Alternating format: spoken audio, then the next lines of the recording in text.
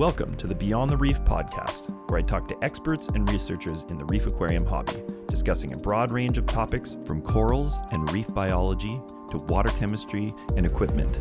We take a deep dive into our guests' methods, techniques, and top reef keeping tips. My name is Adam Sutherland, and I am the owner-operator of Frag Garage Corals, based out of British Columbia, Canada. This podcast is now brought to you by Fauna Marine. I was hesitant to bring on any sponsors, but since I use so many Fauna Marine products, I was really happy to have them collaborate with me. And also, I am now a certified ICP consultant, so if you send in a laboratory ICP test, you can select me as an advisor. Hey, what's up, folks? Welcome to another episode of Beyond the Reef. So today I'm talking to Dong Zhao from AcroGarden. He has a PhD in chemistry. He's done a ton of research for pharmaceutical companies, and he's kind of merged all of this knowledge into his reef keeping, where he sells corals locally and appears on shows like this. He's been on Reef Bum several times, just a great source of information and an awesome person to talk to. The subject for this week is talking about the inputs and outputs of your reef tank, which really is kind of everything that makes your reef tank, realistically. We decided that we weren't going to get through all of it in one episode, so we split it into two.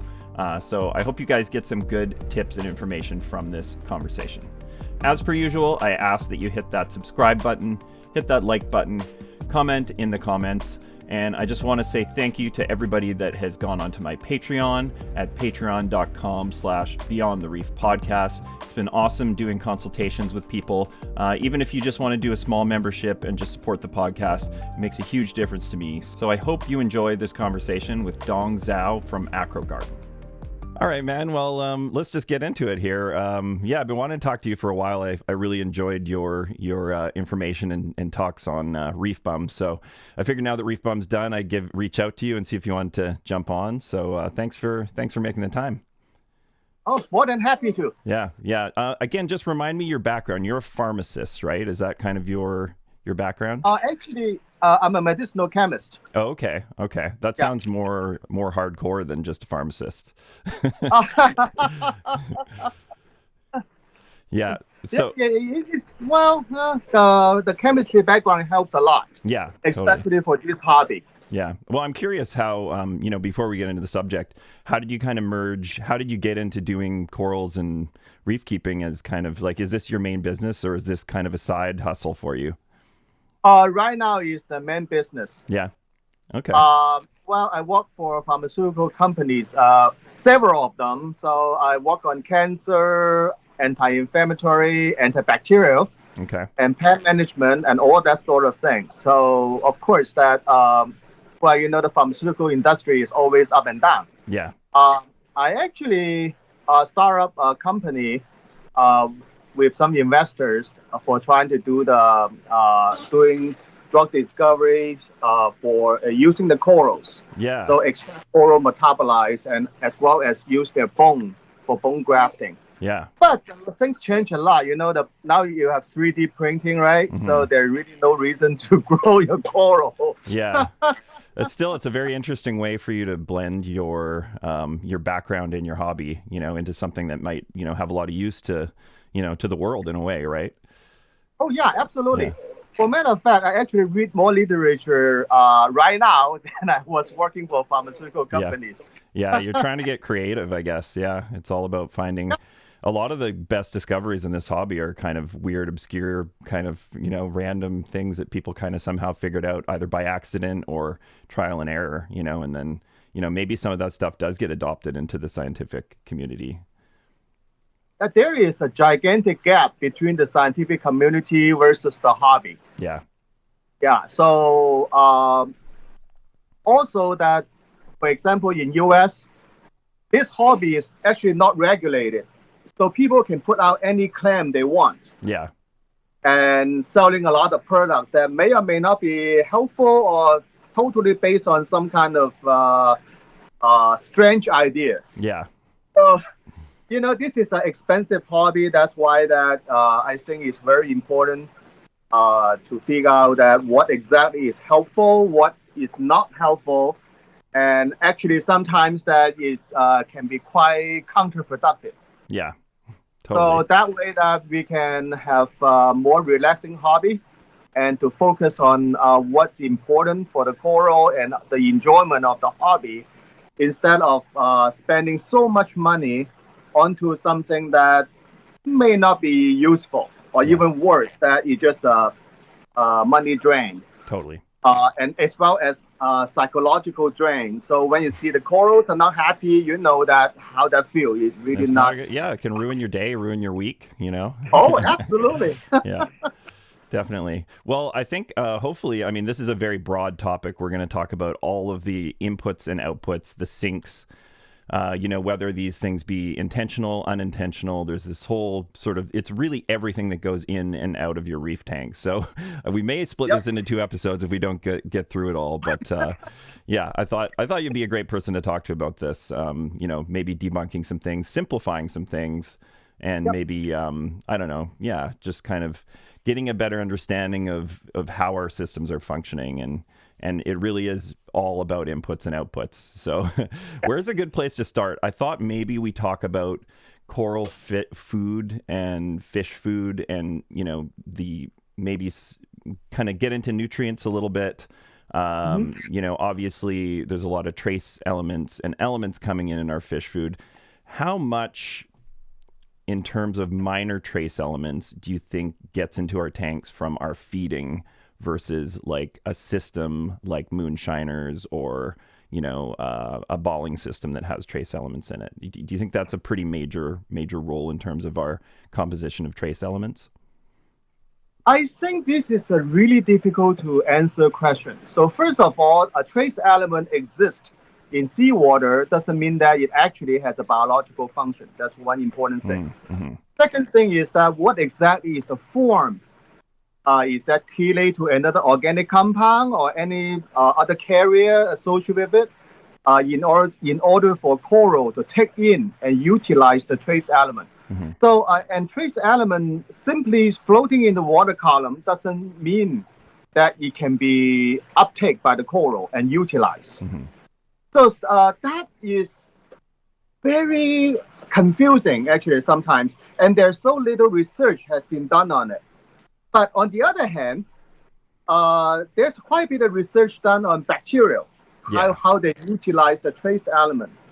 I read one article is indicating that coral getting their trace element by just consuming bacteria. Yeah. Yeah. So they're And not taking in the trace elements directly through their polyp or through their tissue. It's that they're taking yeah, in the I don't think bacteria. that's the case. Yes. Because that when you look at the coral polyp tissue, they're basically like human skin. Mm-hmm. It is actually is more a barrier than a mechanism to take in things. Mm-hmm. For example, like human being that we eat, we drink. So this is one of the major input. Mm-hmm. But if we dip our hand into a bucket of Epsom salt, doesn't mean that we're actually uptaking Yeah. the element in that bucket of salt. Yeah.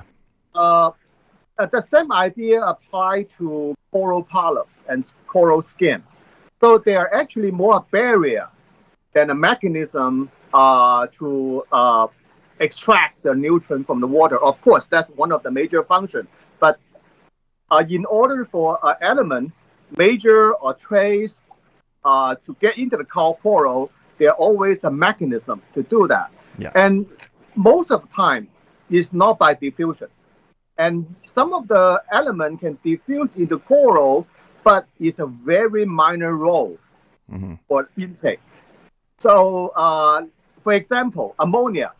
How the coral actually take in ammonia is actually goes through a biological process. So there is a glutamic acid pathway. So basically, the ammonia will be grabbed from the skin of the coral and by another chemical and transform them so they can allow them to get into the coral, and then they release it, and then another compound go in there and capture it and utilize it like that. It's not just by simply diffusion. So I always question the method about simply adding trace element into the water column. How useful is that to the coral? So in generally speaking, scientifically, it shouldn't be that way as a major pathway for just adding a trace element into the water, then the coral can take it in. Normally, it doesn't happen that way. It's not A to B. Yeah. It's not that simple. Yeah. So it's not that simple. You got to have some kind of mechanism to transport that trace element into the coral. But one of the major way to coral can obtain their trace element is by eating. So bacteria incorporate the trace element, and then the coral eat it. Yeah, that's how they get in. That's actually it's a very easy way to get in. For example, the trace element in coral food, I think that actually quite an important pathway to let trace element get into the coral that we should look at. Yeah. So yeah. by incorporating trace element actually into the coral food, that probably is an important aspect that is still unclear. But on the other hand, that there's really not a lot of research to indicating how much trace element and what kind the coral itself need. And that is an interesting thing, is that there really not that many information out there. Yeah. So if you look at a website that commercialize certain trace elements, it's very difficult to find a scientific citation. Yeah. So as a scientist, when we look at information, we want to see citations. Yeah. What journal published this article saying that, oh, the vanadium is important? Yeah, of course, vanadium, there is article published indicating vanadium definitely important. Yeah. For sea squirts. Yeah. Okay. Very specific organisms. Well, yes. you just mentioned, corals utilizing ammonia. However, I mean, obviously, when you're talking about corals, you're talking about almost two synergetic organisms, because there's the zooxanthellae or the Symbiodinaceae, and then there's the coral itself and the coral's polyp. How much of let's say ammonia, nitrate, anything within that part of the cycle is needed for the zooxanthellae versus the coral? There's a paper about that. It's good that we have published information about that. Yeah, okay. Yeah, so according to the publication, the study, actually it shows about that the coral actually take in approximately 42% of their nitrogen need through ammonia and 34% through nitrate. And then 21% from different amino acid and 3% from urea. But we have to look at this article, for example, that this is just an average. Yeah. One take-home message is that when you compare nitrate and ammonia, the difference is not really that significant. 42% versus 34% if you consider the error bar, the error of experiment. Mm-hmm. So we can only say that ammonia is slightly more preferred than nitrate. Okay. And also another important thing is that coral, throughout their evolution, they can take advantage of anything they can get. Yeah. Basically, rule of the thumb in the ocean is a really nutrient-poor environment. From fish, bacteria to coral to algae, they evolve into this kind of mechanism to take in nutrient as much as possible. Mm-hmm. And in different forms too, right? Yeah, different forms. Yeah. So if ammonia is available, sure, why not? If nitrate is available, why not, right? So they both have the mechanism to, they have the mechanism to take in both. So now, if we look at in the ocean, how the coral exposed to ammonia and nitrate is an interesting phenomenon. For example, the ocean water, including on the reef, of course, we have to realize that different areas reef, different depths, they actually have a different nutrient concentration there. Yeah. Mostly it's pretty poor. That is well established. But some area of the reef can be really rich. For example, that one of the paper I read, in certain areas on reef, coral reef, the phosphate content can as high as 0.8 ppm. Yeah. Well, but one important thing about the ocean is that this concentration is not constant. Yeah. When we compare to a reef tank, is entirely different scenario. So we are not having a small piece of ocean there. We have a totally different ecosystem. Yeah, closed For example, system. Yes. Yeah. Yep. If we test nitrate, like, okay, we have 5 ppm of nitrate. Our coral actually soak into this 5 ppm of nitrate. Always there. But that is not the case in the ocean. So in the ocean, assuming a coral just sit there, well, enjoying its day, and the fish fly by and pee and poop on it. And now you have suddenly a high concentration ammonia nitrate, and urea, and it just drop on it. So the coral actually exposed to ammonia nitrate, amino acid in occasional way. It's not a constant submerge in the solution, but it's occasionally somebody walk by and throw you a hamburger. Yeah, exactly. Yeah. So the coral learn is that, well, if somebody walk by, throw me a hamburger, I grab it. And somebody walk by, throw me a burrito, yes, I grab it too. Yeah. Yeah, but I mean, something that's probably important. I mean, this is on my sink list here, but well, I don't. Where did I write this down? I wrote this down in sort of other relationships because it kind of goes hand in hand. But talking about flow, you talk about these nutrient inputs, and if they're cycling in the ocean, I guess it goes to show how important really thorough flow is for the coral, because it's going to pull off. That hamburger that didn't get finished being eaten by the coral can't just sit there. It's got to be pulled away.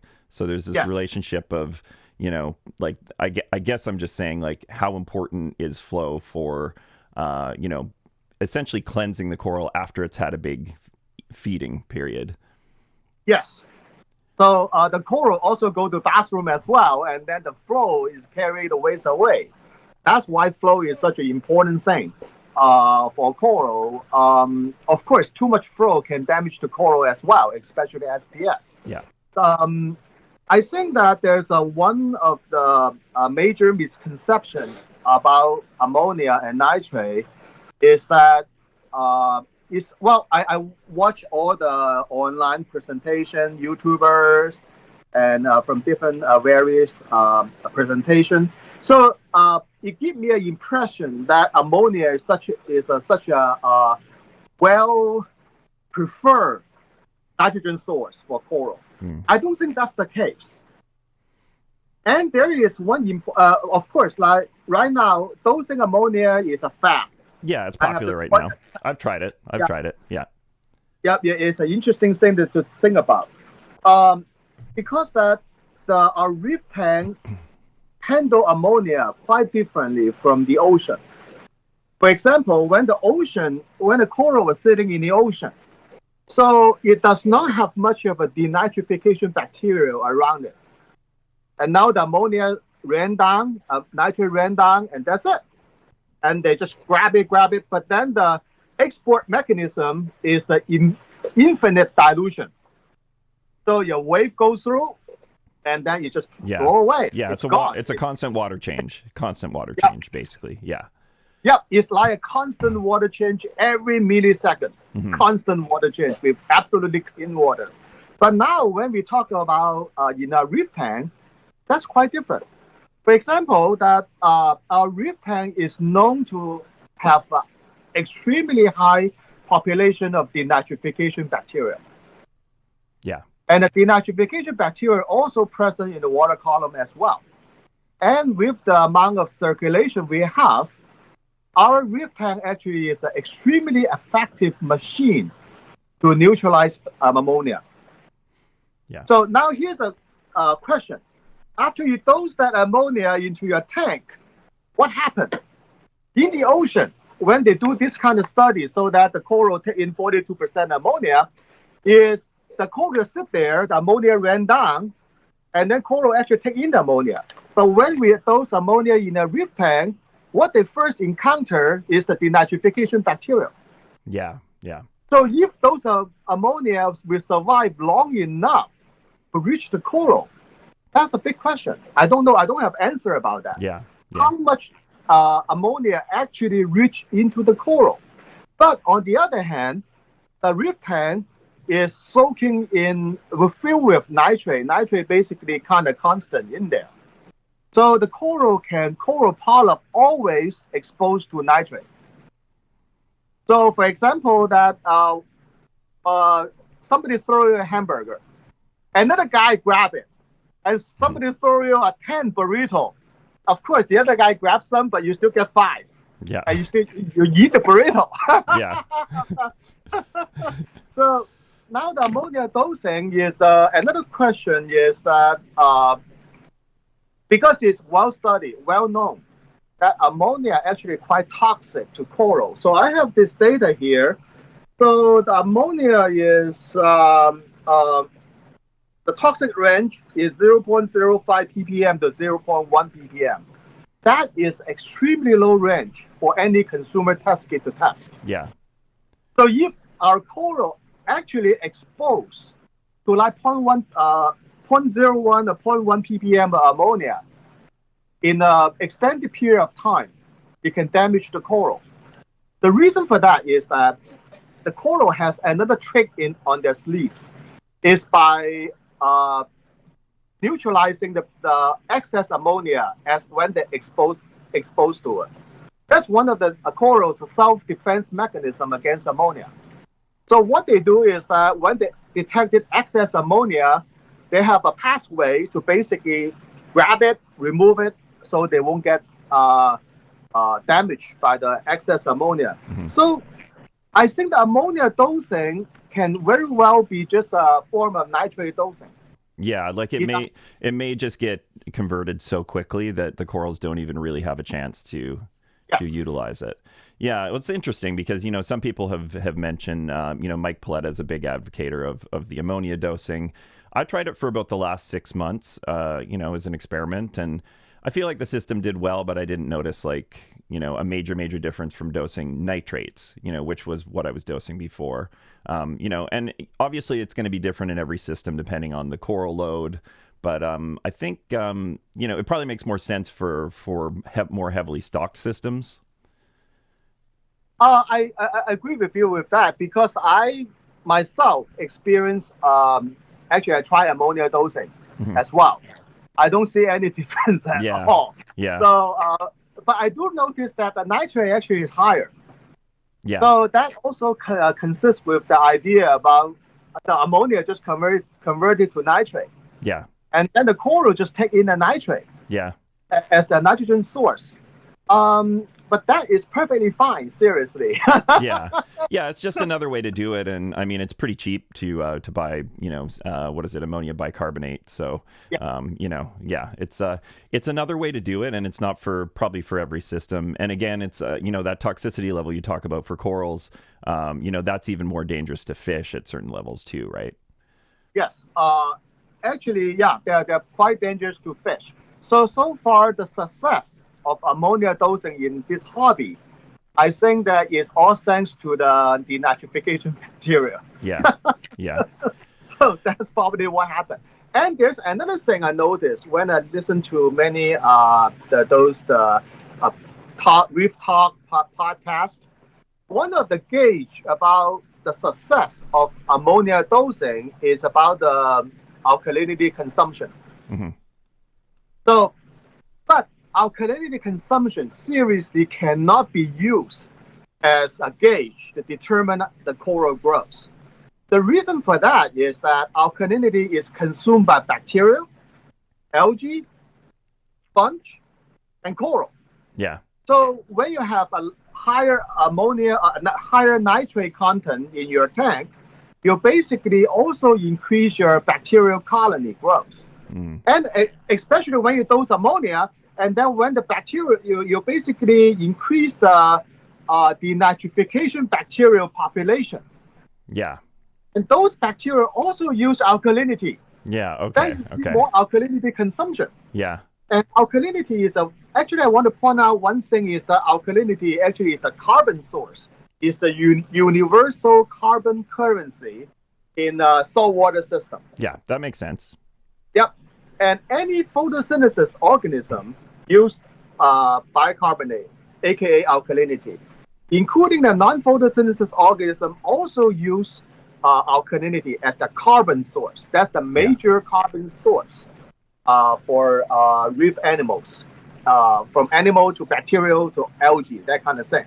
So alkalinity actually is really not a good indicator about the coral growth, but it's an indicator about the total consumption of carbon source. Yeah. Okay. That means you have more biological activity in your tank by dosing ammonia.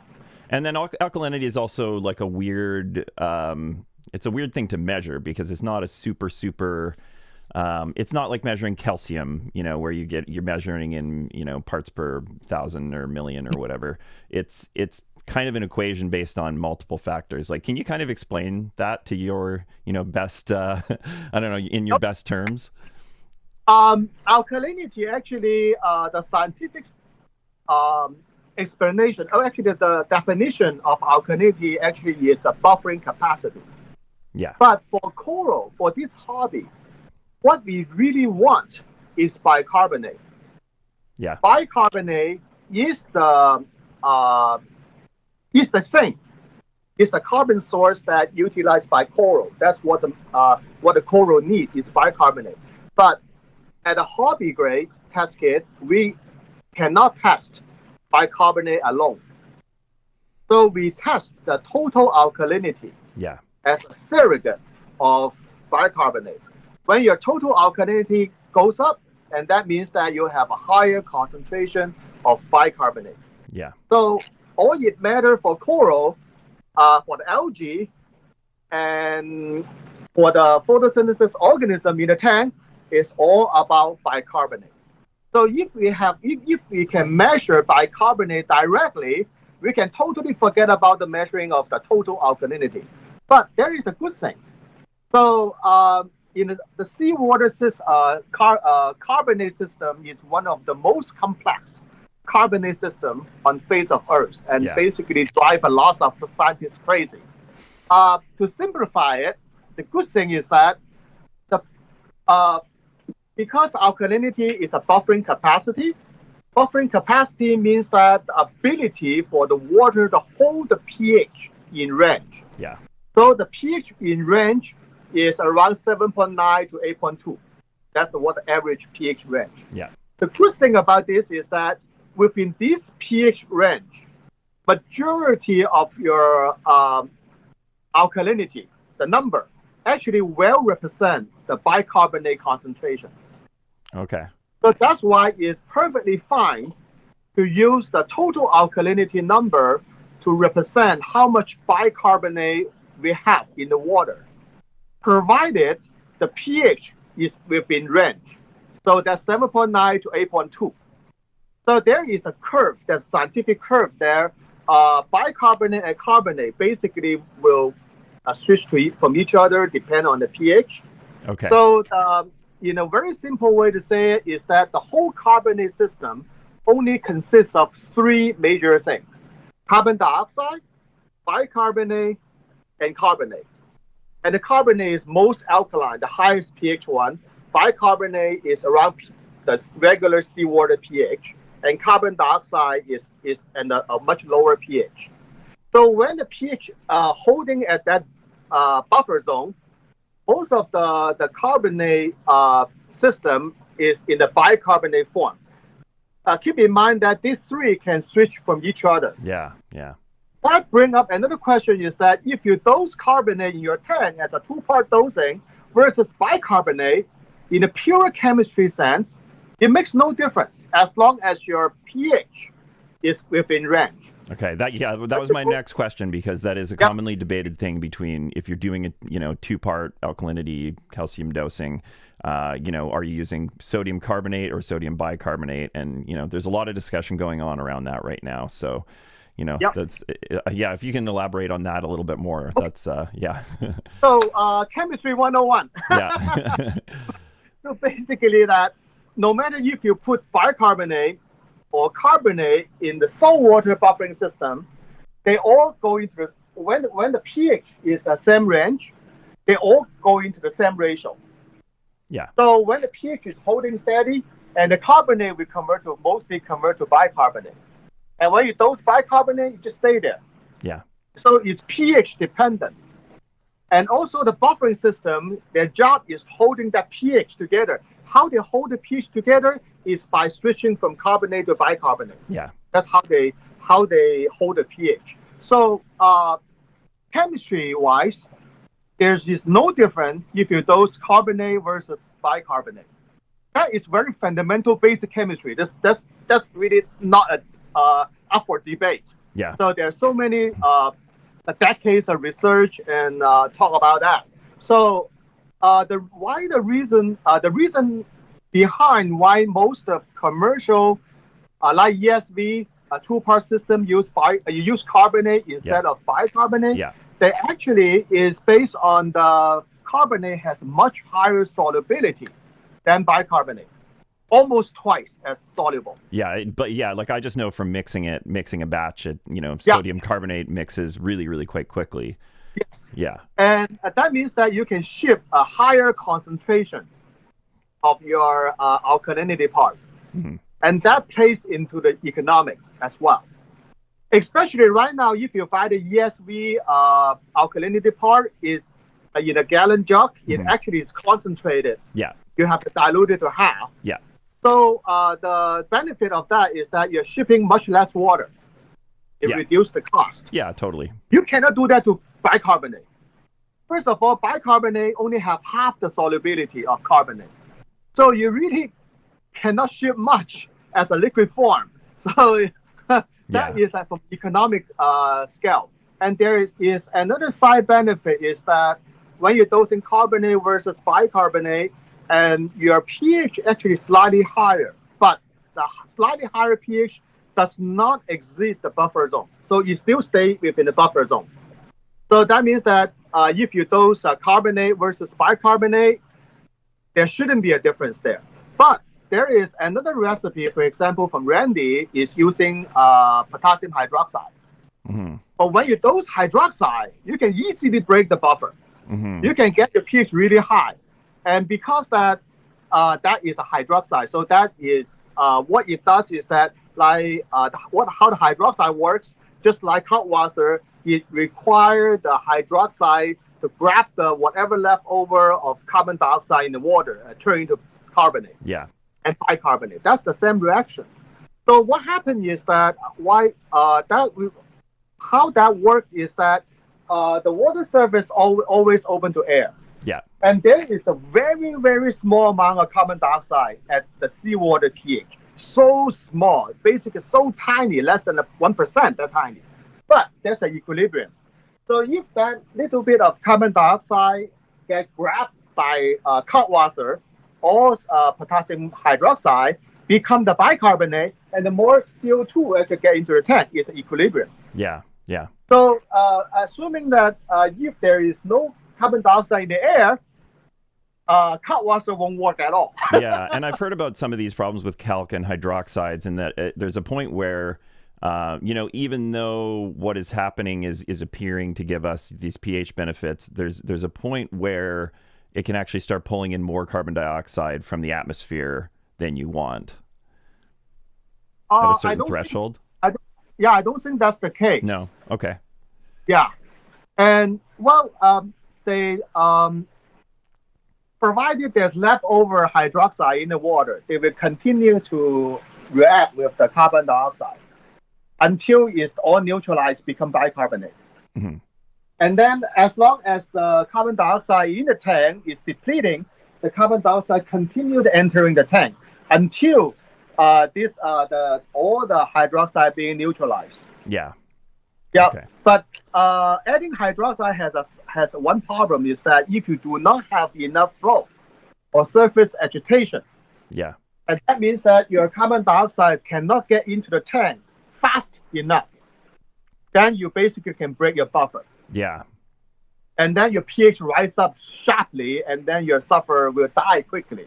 Yeah, yeah, yeah. And what about precipitation in talking about things like kalkwasser and sodium carbonate? How much more what is being precipitated, and how much more is this happening with these, I guess you would call them higher pH buffering solutions? Okay, so this is a very good question. Really, really good question. First of all, we all know that when we pour bicarbonate into the water, we see a white cloud Yeah. forming, Yeah. and quickly it disappears. Okay, that white cloud actually somebody actually isolated that white cloud and analyzed what's there. It actually is the part of the calcium carbonate and magnesium carbonate because that then you react immediately. But then you can see that disappear. It's all about solubility issue because Yeah. you have a locally very high concentration of magnesium and calcium carbonate. So it exceeds the that little pocket of water solubility for them. That's why you see the cloud. Yeah. Okay. But then when it gets spread around, what happens is that dilution stay Yeah. into the fat, and then they redissolve into the water. Yeah. So that it shouldn't cause you the loss of calcium or magnesium at all.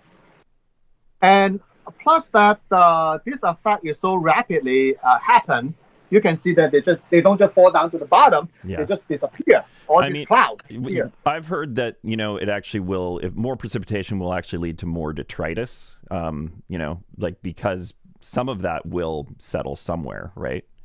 That actually happened to people when they're doing cutwater slurry. Yeah. Yeah. That means that you have an overwhelming amount of hydroxide happen in there. And then I don't think that those in two-part system will cause you have more detritus. I don't think so. Yeah. The detritus actually is more like organic and inorganic leftover shell of like the planktons and also fish poop that Yeah. didn't get all dissolved. Um, but now here's the interesting part. At a higher pH system, because that when people are pumping the pH too high, when your pH goes up, and then your trace element and major element concentration definitely reduce Hmm. Yeah. because that many of when the pH goes up, the first thing happen in the water is there'll be more carbonate than bicarbonate. Oh, I'm sorry, I should say that the more carbonate will form Okay. when the pH goes up. Yeah.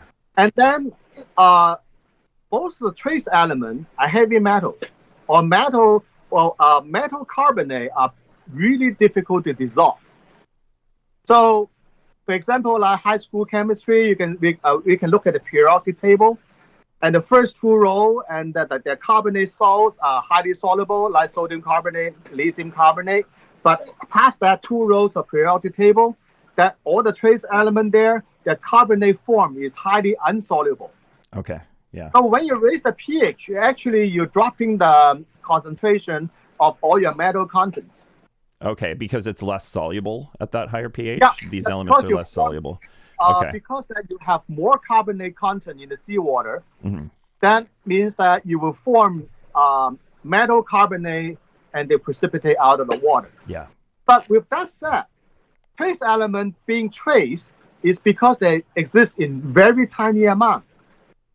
Yeah. When the dilution factor also need to consider. So even though you form the metal carbonate is not that soluble, but you have a huge amount of water volume. Hmm. So they may still stay in the water, but theoretically the concentration of them will be less. Yeah.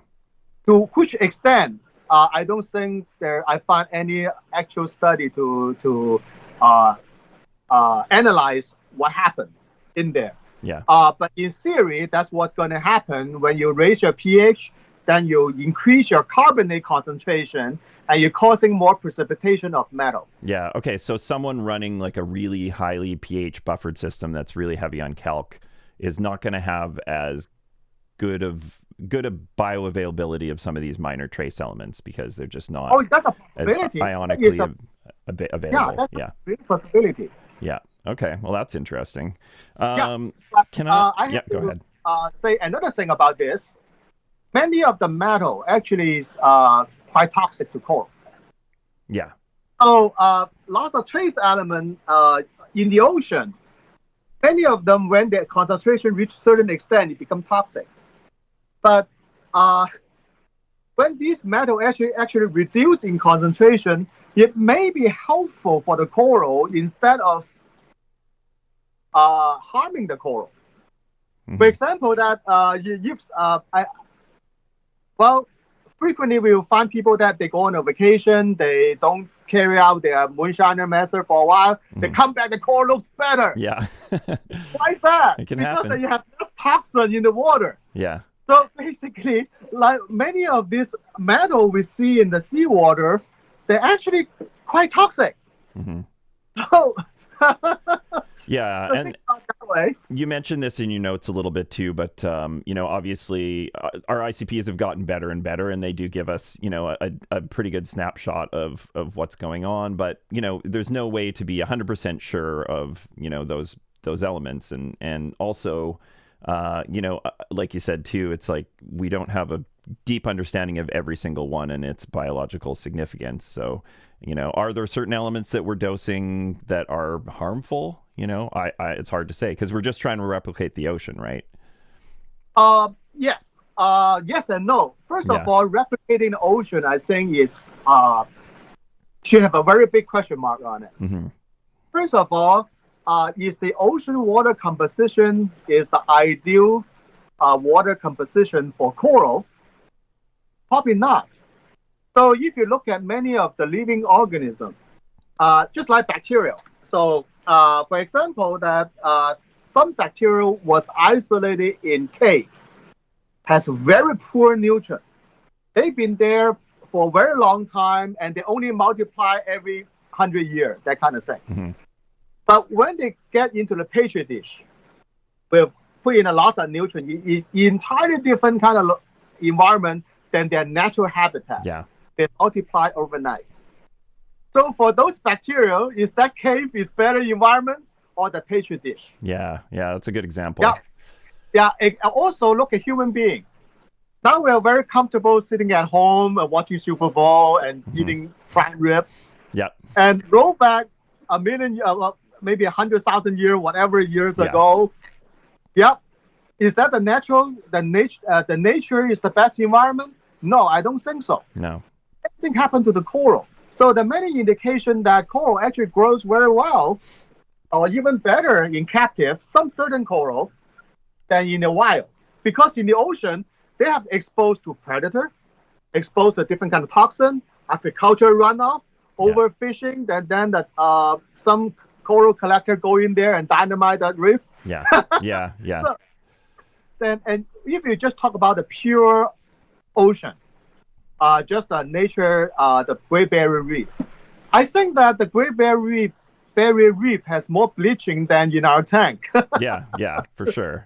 Yeah, I mean, and it's affected more seasonally, but I think you make a good point that it's good to, it's good to obviously look at nature for reference, but our reef tanks as a closed system are a very different thing, and like a lot of the science, it seems like is based on open ocean and studies that maybe not they give us a little bit of an indication. Actually, this is a good segue into talking about nutrients because it seems like it's kind of been established that a lot of people try to shoot for this 100-to-1 ratio for nitrate to phosphate, and that whole Redfield ratio thing was sort of referenced a lot. You seem to have a bit of a different opinion on nutrient ratios. So maybe tell me a little bit about what you run your systems at and how you kind of came to that conclusion. Okay. So first of all, Redfield ratio does not apply to coral. Period. Done. End of story. Yeah. Okay. Good. Done. See ya. Scientifically speaking. Yeah. Second thing is that is there really a ratio there? I dig through all the literature reference for coral nutrition for phosphate, nitrate. No, there's not a ratio there. For matter of fact, that there's studies showing that the lack of ratio is actually more beneficial. So that is one example. So what this study shows, so if you have high nitrate, high phosphate, the coral grows the best. And you have low nitrate, high phosphate, well, the arrow bar is almost the same. So they grow similarly. But at low nitrate, low phosphate, the coral definitely suffer. And high nitrate, low phosphate is in the middle part. Yeah. And this nitrate and phosphate level, what I mean by high nitrate and low nitrate, high nitrate is 2.4 ppm. Low nitrate is 0.04 ppm. Okay. High phosphate is 0.34 ppm, not 0.03. Yeah, It's 0.34. 0.34. Yeah. And low phosphate is 0.02 ppm. So this is just one example. And there's a other example showing that there's really no ratio there. And only one conclusion is that you got to have phosphate. Yeah. So Yeah. that's the only conclusion people can draw, that you need to have phosphate. Yeah. The question is, is the phosphate available? Is it there when the coral needs it? Is it, or is it going to go to zero? Because you don't want it to go to zero. But you don't think that, this relationship between nitrate and phosphate being in a sort of there isn't a favorable ratio necessarily? I mean, unless, well, you showed that, you don't want one super high and one super low, but, you can't really say a specific number, I guess. No, I don't think that. You mean that? What's the upper limit and lower limit? Yeah, like what would you say?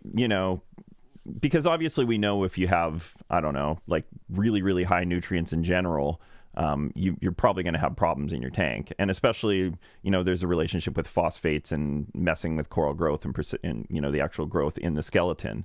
Where are these thresholds to sort of look out for? Because, I mean, I often am surprised because I'll see tanks that actually run quite high nutrients and that system actually operates very well and has very healthy corals. And I've seen the opposite with lower nutrient systems too, where great corals, your nutrients are almost zero, but there must be enough input and output to keep the system running. Yes, absolutely true. You just mentioned one interesting thing, because you mentioned the phosphate interfere with the coral growth, like the skeleton composition, that kind of thing. That actually is a myth. It has the origin of it. Back in 70s, there is a research paper published about studying the coral reef, the phosphate concentration versus the coral's density of the skeleton. And even I dig up the original paper. The original paper is saying that it's a hypothesis that at the lower, what they find out is that at high phosphate region of the coral reef, that due to aquaculture runoff or whatever pollution, chemical pollution, something like that, the coral SPS, especially Acropora, their skeleton density is lower than the skeleton density in pristine water. That is really with low phosphate. Yeah. Okay. And that's then the authors hypothesize that the phosphate might interfere with the skeleton growth of coral, and that make it more brittle and less sustainable to like the natural disaster, like the big wave. Yeah. They will break, they die. That has been fully debunked. Okay. Well, that's good information to know. Yeah. Yeah. So what the researchers have done, what I remember is that actually in the laboratory, there's a series of tanks. I think it's 3 or 4, something like that. Have zero phosphate, medium phosphate, then a high phosphate. I think that if I remember correctly, the phosphate is as high as 1 ppm, something like that, at the two end. It turns out, yes, the higher phosphate, the SPS, I think it's Acropora of some sort, has a lower density of skeleton. But the growth rate is exponential. Yeah, okay. So it's growing faster, but it's not making as robust growth. Yeah. Yes. Okay. It's growing faster because of the available phosphate. So that the coral skeleton density is lower. But we are not talking about very low that can actually, if you look at it, it fall apart. No. So it's still pretty sturdy. Yeah. Just like if you have a green slimer. So I remember one of the real life example. Back several years ago, I have a friend. He run his phosphate at well above 1 ppm, but he have a beautiful tank of all the Acropora, the grow like weeds. And I was there to help him to trim the green slimer. I can use my finger to break it off. Yeah. Yeah, they grow faster, it's more brittle, but it's still pretty hard. Yeah. And then to break my slimer, I have to use a Frag saw. Yeah. Okay. Interesting. But what are your phosphates and nitrates kind of sit at generally? So my phosphates are always hovering between zero point 0.2 to zero point 0.4 ppm. Okay. Yeah, because that would be higher So than quite a few people's always there. tanks. Yeah. And my nitrate is kind of interesting things. It is always going towards the bottom, the zero. Mm-hmm. So for a while that I've been dosing nitrate to keep it around 5 ppm-ish, and then you keep, boom, drop to the bottom. Right now, I actually having an experiment done for the past several months.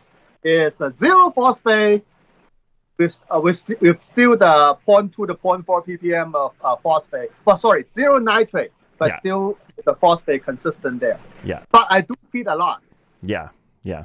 I know that there's a coral food, fish food going to the tank, and I actually increase the feeding of fish so they can poop more, pee more to fertilize my coral. Yeah. I know there's no way there's no nitrogen input. Yeah. But my testable nitrate always zero.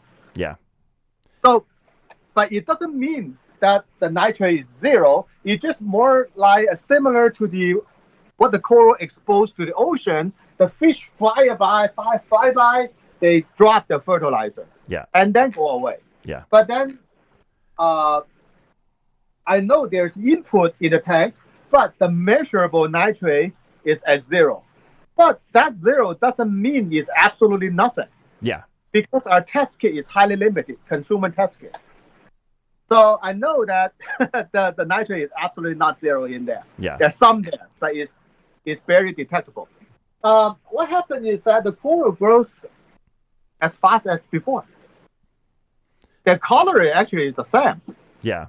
But I mean, if you were super, depleted in nitrates for like a long period of time, at that point, you might start to see corals lightening up a little bit. Like maybe the densities of zooxanthellae start to come down a little bit. And, so you're, if in a way, if you have a good eye for your corals, your best test kit is your eyes, right?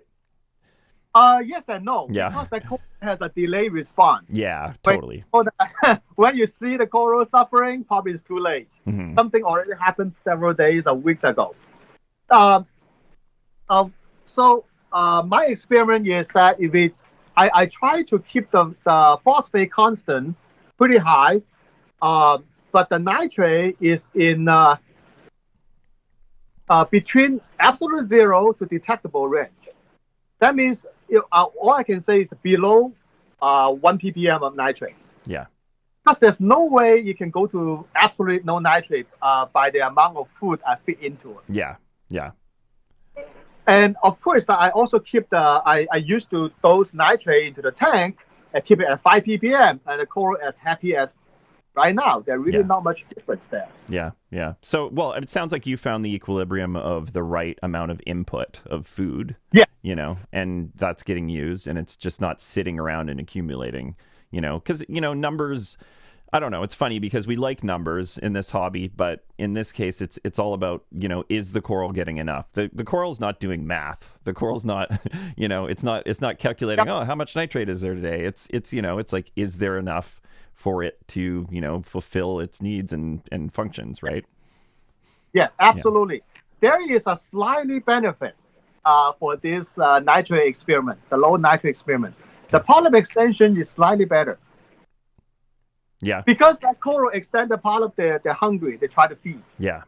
So if you keep their available nutrients lower, they probably open their mouths more often. Well, that's just a hypothesis. Mm-hmm. So that's one of the observations is that, the polyp extension is slightly better, but I don't believe polyp extension is the good indicator of health. Yeah. Because I've seen so many examples when the polyp fully open, they're peeling of the Actually, I don't know if you heard me mention this on another episode, but I like the term polyp health versus polyp extension. Yes, absolutely. Because I think that's more what really matters, And just an example of this is I had some these rows anemones in my system that multiply like crazy, and sometimes I just throw them in. I have this live rock tub that I throw them in sometimes. And with no light, they shrink and they get smaller and they lose their color. And it's kind of an example of what a coral that's not getting enough nutrition is. It's like, it's basically the organism itself actually starts to shrink. So people say, oh, how can I get more polyp extension? I say, well, you have to have healthier polyps. You have to have, a well-fed coral for that polyp to actually grow and flourish. Absolutely. That I think that's a very important point. Is a well-fed polyp is a happy polyp. Yeah, and it's gonna. There's probably small factors, like you say. If the coral's hungry or with lower nitrates, maybe you get a little bit more polyp extension. Yeah. Yes. And also that the primary health of the food intake of a polyp actually is by feeding.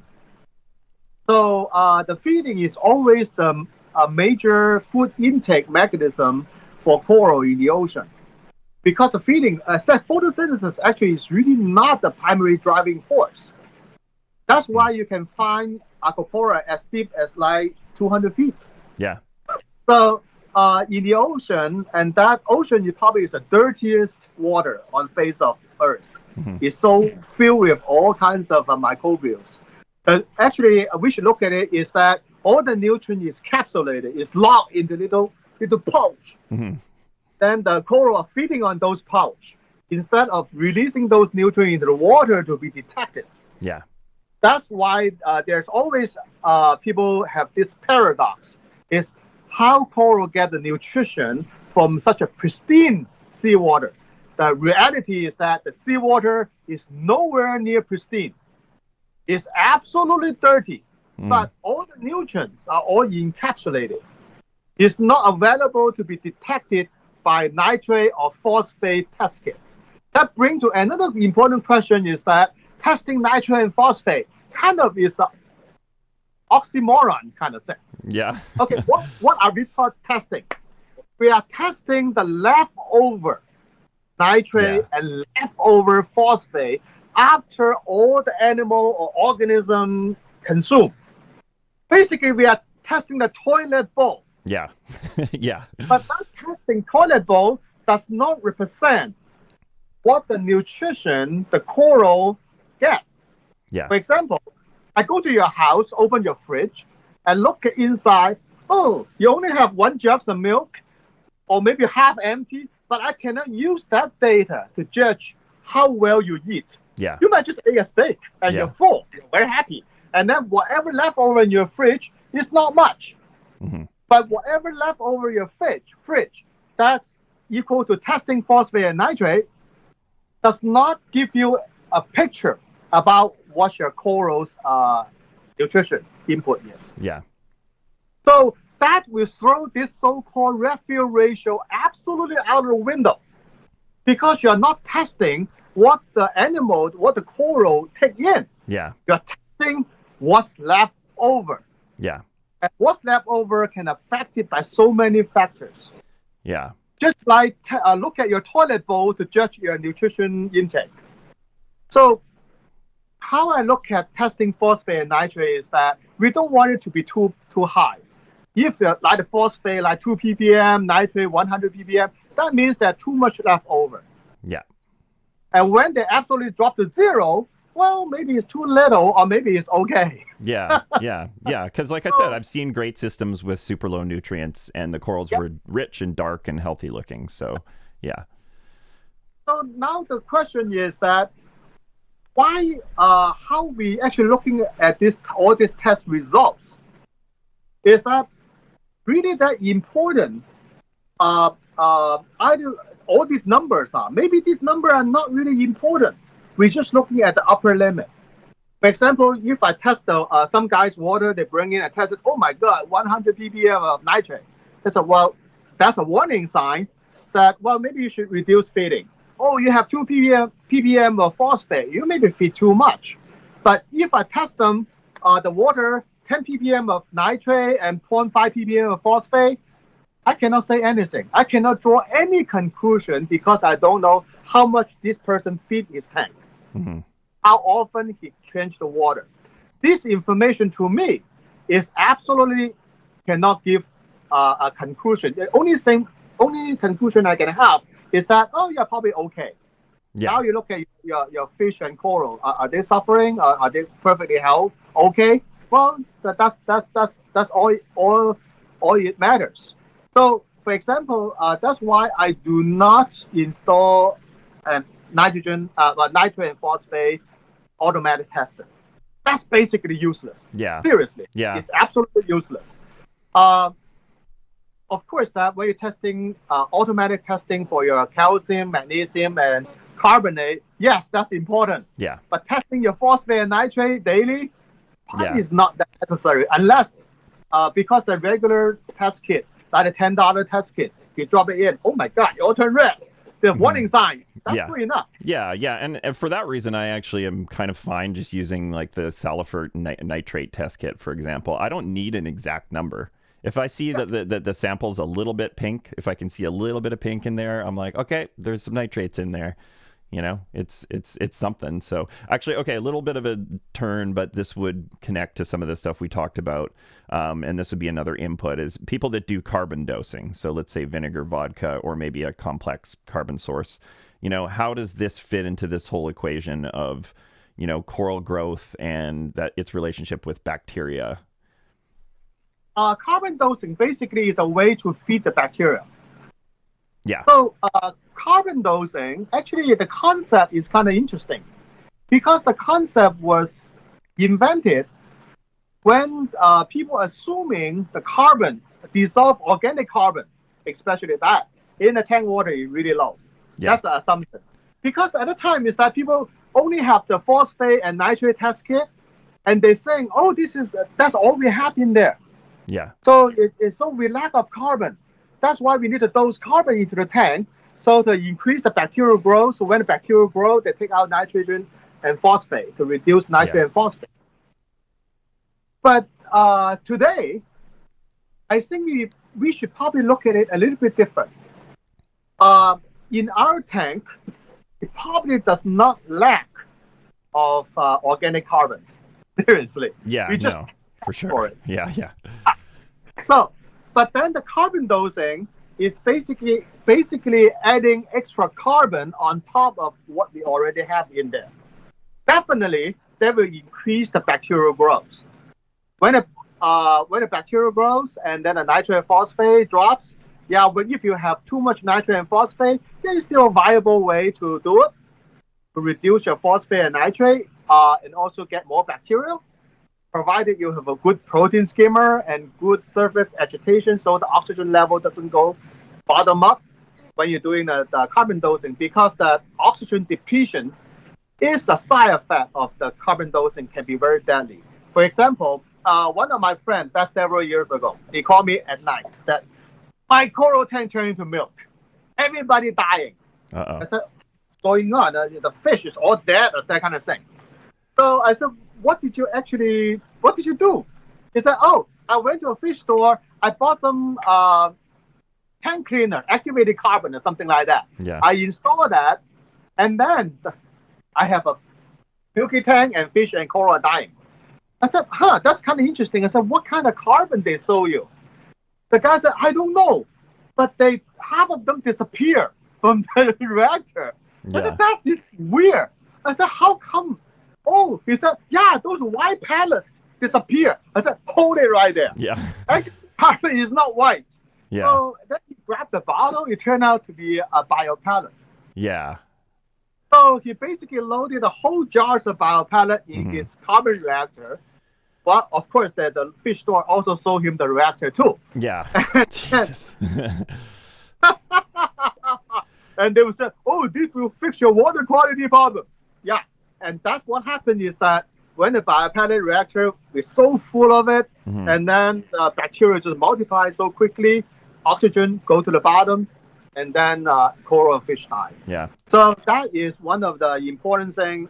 Important lesson is that if you want to do carbon dosing, do vodka vinegar and do not use biopellet, because biopellet is absolutely not controllable. Yeah. And control how many shots of vodka you dose to the tank, as well as how many shots of vodka dose to yourself at the same time. Yeah. So Yeah. Well, So it seems like the carbon dosing thing was about 15 years ago where it sort of became popularized, but I still hear about people implementing it from time to time and having good results with it. But then there's all this discussion now about dissolved organic carbon and those levels being elevated, and I start going like, well, we don't really want to add more carbon sources than we have to, right? Good question. This is a very good point. I think that as a human being, we always react to things that suddenly show up and come up. And Hmm. now the DOC, the dissolved organic content, the dissolved organic matter, dissolved organic carbon, that kind of thing, suddenly show up on the landscape. And then everybody's going to go to one extreme. The question is that not all the organic dissolved organic matter is bad. Yeah. For matter of fact, the ocean, the whole coral reef is live on the dissolved organic carbon, or they call it dissolved organic nutrient. The bottom line is that we do not know how much we have. We may have a lot, or we may have not a lot. There's no way to know. One of the tests supposed to test your dissolved organic carbon, the UV wavelength test. Yeah. It's absolutely useless. I can tell you that. In terms of the chemistry-wise, those kind of testing has no value. Seriously, has no value. Well, it's narrow. I would say it's a narrow test. Not exactly. No. Because those UV absorption tests is testing for color compound. Yeah. And for matter of fact, a lot of nitrogen-containing compounds are highly colored. So that number gives you absolutely no idea how much organic carbon, dissolved organic carbon in your tank. It's just a gimmick. Seriously, that does not apply scientific principle. Seriously. But you can tell you one thing is that how yellow your water is. Yeah. So then the yellow color actually is not greatly contributed by the dissolved organic carbon.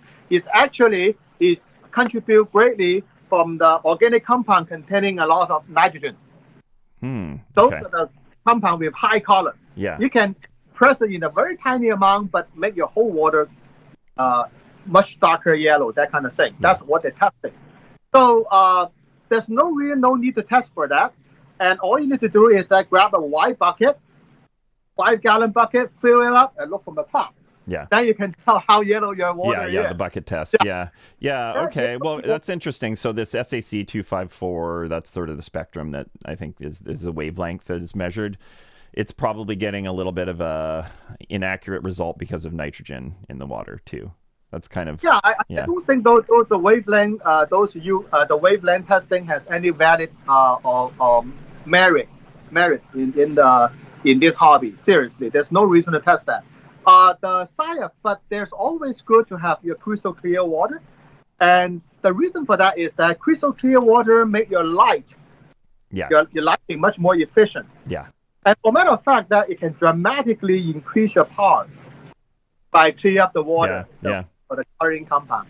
But on the other hand, you can burn your coral too when the water turn crystal clear.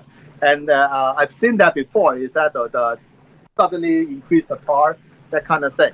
So that will if you really want those crystal clear water, my water is pretty okay from my perspective. The fish were floating in the water, and what you can do is activated carbon, or you can use a UV sterilizer, or you can use ozone. But UV sterilizer can contribute a little bit. Basically, they oxidize those compounds into a colorless compound, that kind of thing. But ozone do the same thing. Yeah. So ozone and activated carbon will both make your water much more clear. But here's a proof. Okay, ozone can make your water much clearer, and you can use those tests, UV tests, those wavelength tests, to see that you got much clear water. But it has nothing to do. It does not change your dissolved organic carbon a bit.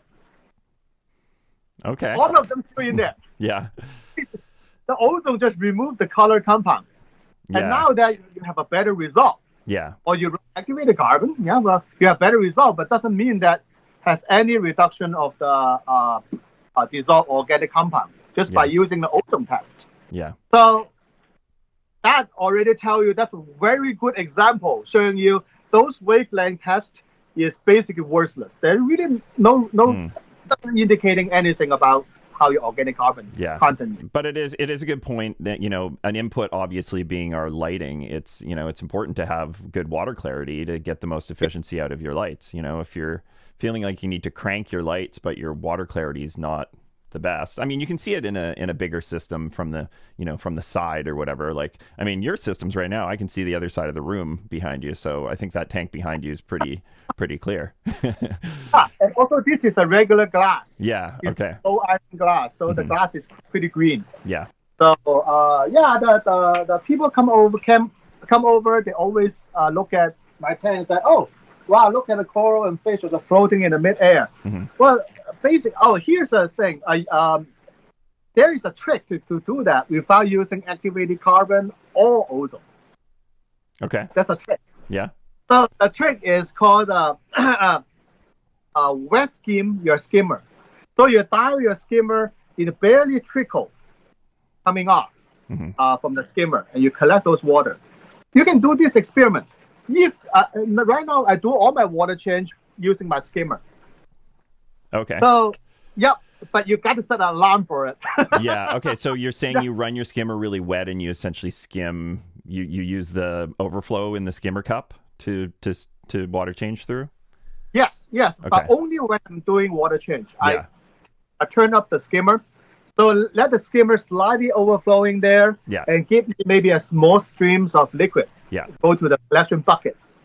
And then what happens is that when all the water collect this way, it's just a wet skim mix. Yeah.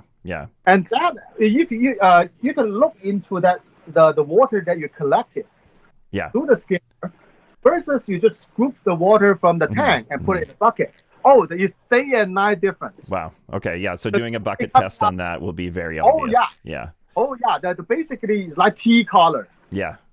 Into that bucket, the collection bucket. So that means that there's a lot of compound actually being skimmed out instead of just scooping out from the water tank. Yeah. That way, you actually you can do a much more efficient water change.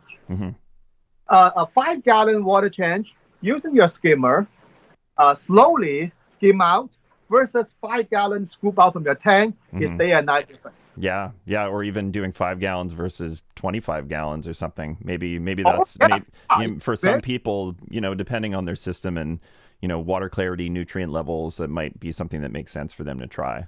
Yeah, just don't start it and leave the house for 6 hours. Oh no! And also, I learned my lesson many times. Oh geez. Sometimes if I plant it and come back, oh my god, my floor is wet. Oh geez. So if you want to do this water change method, there is equipment that absolutely require. It's called a shop vac. Yeah, if you want to do the water change on the floor method. Yeah, that's true. Yeah.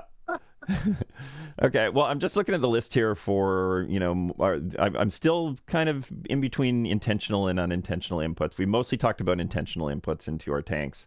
I think you mentioned...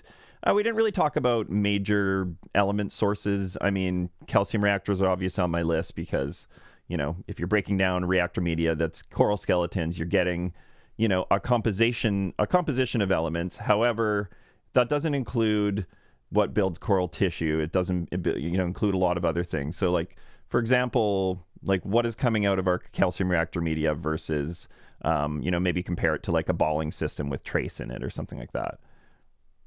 So I remember there is an article published like 20 years ago. Back then, that the balling system, 2-part dosing, and calcium reactor is all there. So they're all being invented. So calcium reactor, how those experts said about calcium reactor is the most elegant way to dosing calcium and carbonate. Yeah. But that's very true because the calcium reactor does not have the salinity increase, that problem that associated with the regular 2-part dosing. and is, well, sort of a little bit labor intense, less labor intensive because while mixing up a lot of solutions, you can last there for a long time. But calcium reactor has plenty of drawback as well. So when you compare all these methods, calcium reactor only suitable for a tank like over 100 gallon, 150 gallon, that kind of thing. The reason for that is the output of a calcium reactor is highly acidic. Yeah. So if you don't have a massive amount of water column to buffer that out, your pH is going to crash straight through. Yeah. So, and also calcium reactor is not as forgiving as a dosing system as I found. Yeah, it's hard to dial in very, very specifically. Yeah, and also the maintenance is not that relaxing also. Mm-hmm. For example, every time I go out for a while, come back, and then maybe a tubing is clogged. Yeah, or it could be just slightly clogged, and you don't notice a gradual depletion. Yeah. So, but you still depend on your consumption. First is the tank volume. For example, if you have over 100 gallon of water, US gallon, so then you can consider calcium reactor, and also depend on the consumption. I think the consumption rate is very important. For example, if you only consume 1 DKH a day for your tank, don't bother with a calcium reactor. Yeah. If you consume, I will go back to that, why that is better compared to the boiling method, because that the high and low consumption really separate the boiling method versus calcium reactor versus regular two-part dosing. Yeah. It's about the consumption. So, for example, this system, you consume. So guess how many DKH you consume a day in this system? No, there's a lot of SPS. I'm gonna say at least 3, maybe 4. I don't know. So basically, this system linked together with all the frag tanks, the shallow frag tank, every square inch that the light can reach, there's a coral in there. Yeah. Oh, I didn't realize they were all connected. Yeah. Yep. Okay. So this system consumes 6 DKH a day. Yeah. So my calcium reactor is not dripping; it's pouring like a fire hose. It's a stream. Yeah. And my CO2 is not a bubble; it's a stream coming out. So in this case, that this kind of high consumption, there's really no way I can do a 2-part dosing. It's way too much. Yeah. To mixing the solution, all that kind of thing, and also for 60 kg a day of consumption, so that make the calcium reactor become more suitable. And also at 60 kg a day, the regular two-part dosing is not feasible. Let's go into that now. We talk about the board. Yeah. Okay, and that's sort of speaking to the amount of increase in salinity from dosing that much. Yeah. So I did a simple calculation. So what it does is that boiling method, basically boiling method has the third component they call the sodium chloride-free salt to try to address an issue that when you're doing the regular two-part dosing, you end up adding sodium chloride into your. Okay, when you have more sodium chloride in your tank, your salinity start to go up, and also the composition of your tank water can be slightly different. So let's talk about the salinity rates. So if your tank consuming 1 DKH a day, and every day for so assuming you don't do any water change, in 1 month, so your salinity can go up 3.3%. Well, since 1 DKH, 3.3% after 1 month not changing water doesn't seem to be a big deal, because 3.3% is barely detectable or even undetectable by your refractometer. That's no big deal. Yeah. So 2-part dosing, perfectly fine. But if you're doing 60 kg a day, now you're talking about 18% of increase of salinity. That is a big deal. Yeah. And I think in systems that I know, for example, like my system, I'm shipping out corals pretty often. I dose a lot of two-part into my main SPS system. I also have a calcium reactor on it. But, I'm shipping constantly out, and I don't replace that water after the shipment. So I've found this equilibrium of essentially the amount of water that's leaving my system from orders being shipped is somehow keeping my salinity pretty much in range. But if there was a period of time where I didn't ship for about a month. I had surgery, and during that time, I saw my salinity going up and up and up, and it actually got a little higher than I was comfortable with, So, yeah. So either using a boiling method versus a two-part dosing is highly depend on how much consumption that the tank is. That would be a very easy choice. So, for example, if you are doing from many of my customers' tanks, because I do free water testing, every time that when people come over, say, why might I not bring a cup of water? I can test it for you. Mm-hmm. And then for the information I collected from my customers, and most of people doesn't have 1 DKH consumption. They're much less per day. Yeah, they're perfectly fine just doing two-part dosing. And most of the customers doing weekly or bi-weekly water change when they're keeping SPS. Mm-hmm. Then they're perfectly fine for a regular two-part system. And easy, simple. There's really no reason to go for boiling method in this case because they're at 50% more complex system in it. But for people with very high consumption like myself, without a calcium reactor, I probably have to do a boiling method. Yeah. Do you do calc as well, or just calcium reactor on its own? I use calc and calcium reactor both. Okay, yeah. So, but the calc water right now for such a big system is highly questionable if it's necessary or not. Mm-hmm. So when I get lazy with not dosing calc, no difference. Yeah. There's no difference. Because there is a relationship between calcium reactor and calc. It seems to be kind of a synergetic relationship with the extra, acids from your calcium reactor. Some of that gets neutralized, from the calc, right? From that process. Yes. And for smaller system, yes. Yeah. So that actually adds quite a bit of benefit. For larger system, the benefit becomes much less. And here's a key point.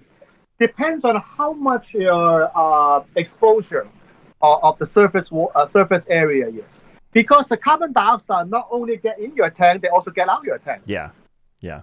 So the excess carbon dioxide from the calcium reactor can also escape from the water when you have a lot of surface area.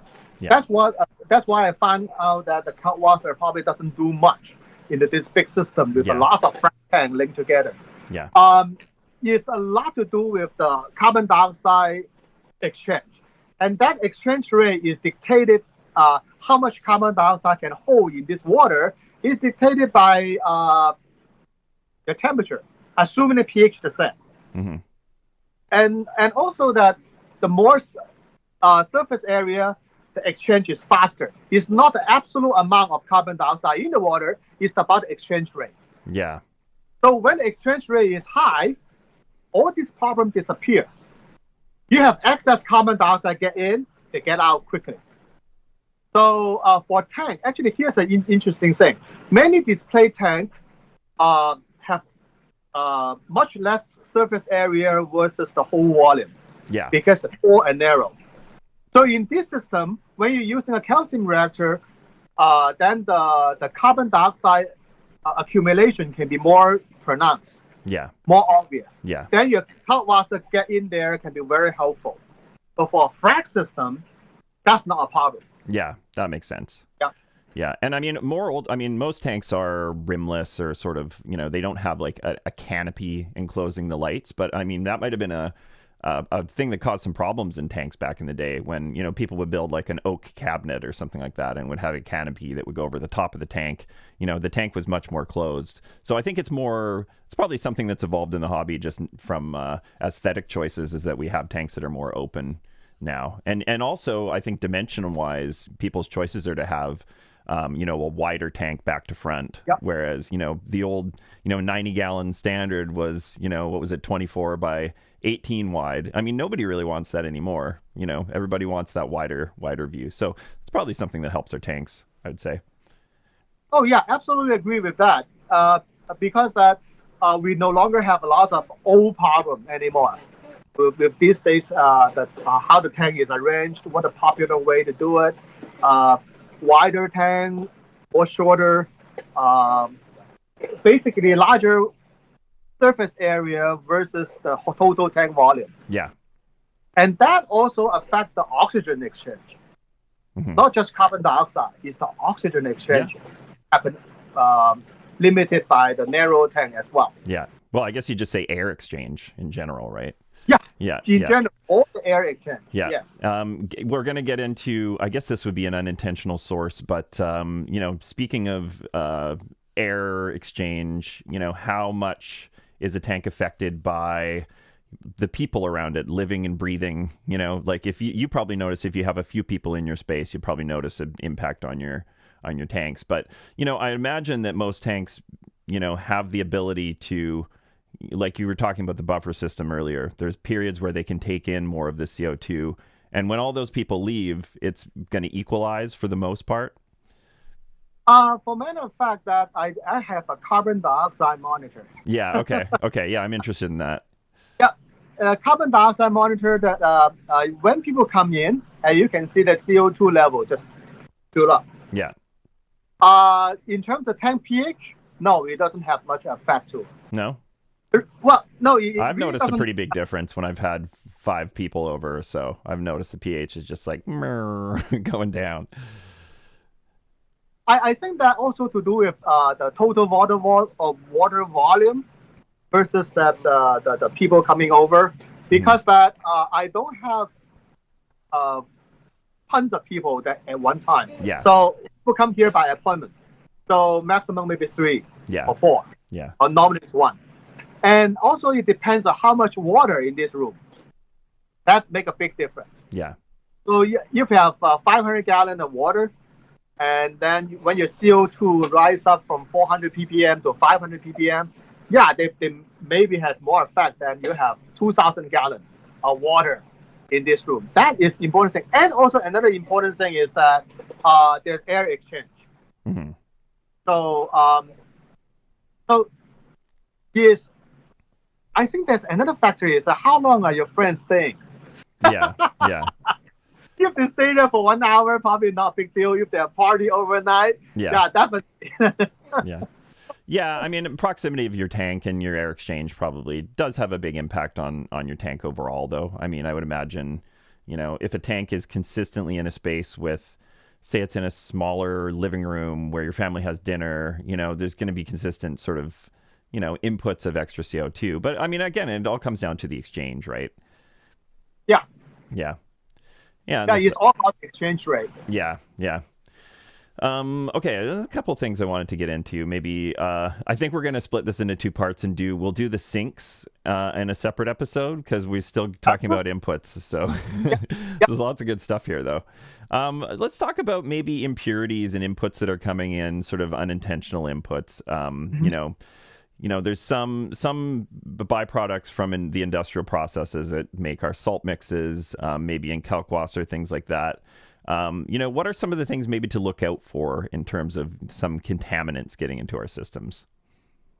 Actually, that's a very interesting topic. Is that so? How confident about your salt? Mm-hmm. Well, that is very important thing. Yeah. So in terms of contamination coming into our tank, the salt that we use actually is the primary source, not the water.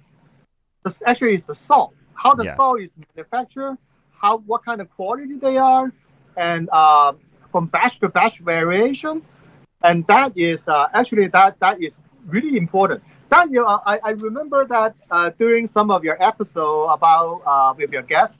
And you find out that many people in U.S. are using Reef crystal. Yeah, or Instant Ocean. Yeah. Yeah, or Instant Ocean. The reason for that is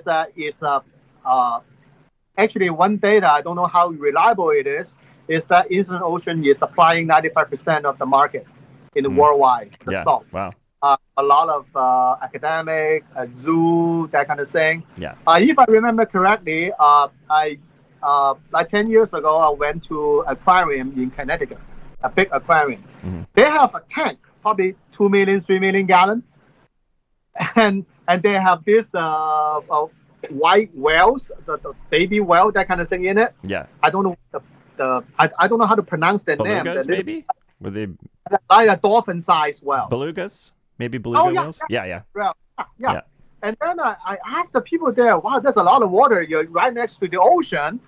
And then they tell me one thing. Oh, what's in this pool or Eastern Ocean? Oh my goodness! You're right next to the ocean right there, Yeah. and you are using Eastern Ocean for 2 million, 3 million gallon for this well. That seems like a waste. Yeah, the answer is quite convincing though. First, quality, consistent quality. Yeah.